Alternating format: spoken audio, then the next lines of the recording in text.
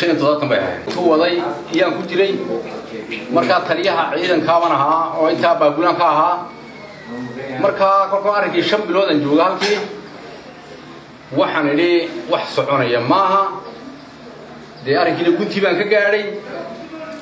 markaa waxaan idhi anigoo maxamed cali caynaana waxaan idhi meeshaasi wax soconaya kuma jiro dee markaa 5 bilood aan joogto wax suurtagal inaan joogin inaan dawladdeeda ku soo noqdaan ugu talagalay iyo dadkayga dee waanaan u imid sida aan u soo galay qoryahaygii baan sideenaa intii dambana waan ku noqonaynaa waan soo furaynaa waxaan saleehay intii dambana waan soo hoynaynaa hanana qaranayso waxay ahayd inaan dawladda qabsanay ahayd inaan burburino waddanka bay ahayd oo u sarrayno madaxweyne ku-xigeen baa la kala dhigay markaa dumar baa noo waxa uu warbaynu haya ninba kooxdiisu laakiin saaysta koox gaar u leeyahay aduu 300 iyo wax awooddu malaha xumada ma ahine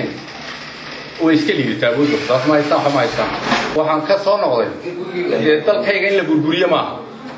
ubadkii iyo maatida iyo caruurta iyo kaan ordi karayn iyo kolka intaan iska burburino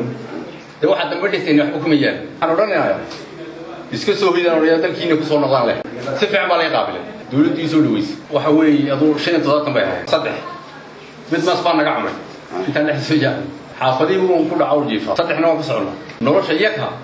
nolosha xiraad ku iska haya oo dee goolka way qashaan oo dimash lacag baa talo qaadiyo xorunba ku cunaan wax kale kuma qabsadaan way jirtaa taas wala isku diiday oo ku kala maqan yihiin kada sibay ku guursadeen baa wasal hayso oo intuu helay ka guursanayay ay soo hoydaan dalkooda dawladooda soo noqdaan oo kolka wixii gacan marinay u baahan yihiin dawlad walaaloodu weydiistaan أنا أقول لكم بعد وتوان صار نقول لهم ما حد ممكن يسوي اللي